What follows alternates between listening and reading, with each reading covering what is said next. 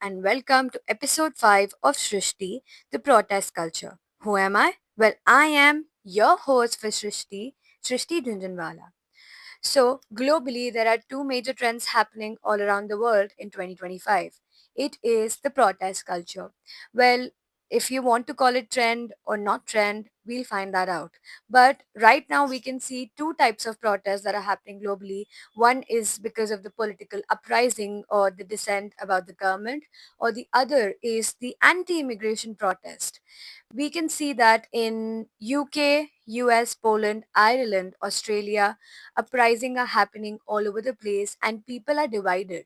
Some are standing for it and some are against it. Some are actually concerned about the immigration policies in their country, in their nation, and they are fearing over jobs and their own social status. While as others say that this is actually condoning racism and it is taking us back to the times, back to history, when we were so closeted about our own nation and diversity wasn't a thing. On the other side of the world and in regional movements in India, we can see that this is reflecting a culture that is marked by depolarization, economic instability, and also a lack or a dissent over the government. So let's find out and do a deep analysis of both of these protests and the protests in countries like UK, Australia, Ireland, Poland. Protests championed by far-right leaders who are demanding strict border controls and advocating slogans such as "Stop the boat" and "Send them home." The rhetoric blames migrants for economic and social strain, arguing that mass migration undermines culture identity, puts pressure on housing, jobs, and public, and also increase in crime. Their stances seem to echo anxieties about jobs, homes, and being heard in a nation where change can feel forced, swift, and beyond control. However, in the same context, there are people voicing against these anti immigration protests, saying that there is no records that reason of crime is going up because of immigration, and they say that this condones racism. On the other side of the world, in Nepal, France, Japan, citizens rose against elite corruption, government malpractices, austerity, budgets, unpopular reforms, and failures of leadership, leading to the resignation or ousting of Prime Minister one by one. These protests assert the public institution are failing to represent people's interest and demand deep political and structural change. In Italy, we see pro Palestine demoralizations where dissent targets PM Melani's stance on international conflict and also states her failure to address the situation.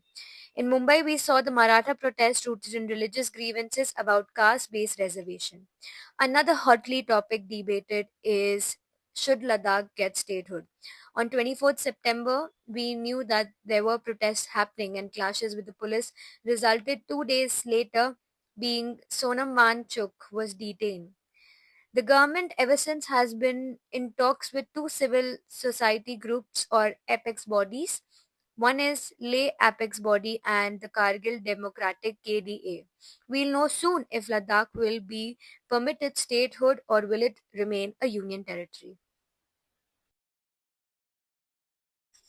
Regarding the anti immigration protests, whether you're in India, US, UK, or Poland, we need to refrain from demonizing immigrants and using them as scapegoats, since they are the vulnerable section of the society and the nation.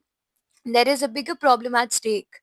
And that can only be solved through getting into a compassionate dialogue between the two communities and also making policies that are rooted in human rights. Exclusion shouldn't be our stance.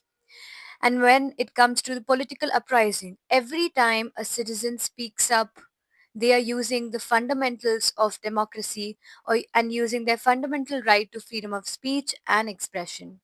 This actually results in us being their forebearers and actually having the responsibility of supporting through civic engagement and also making reforms that actually are better for society and make their needs and wants heard. Thank you so much for listening.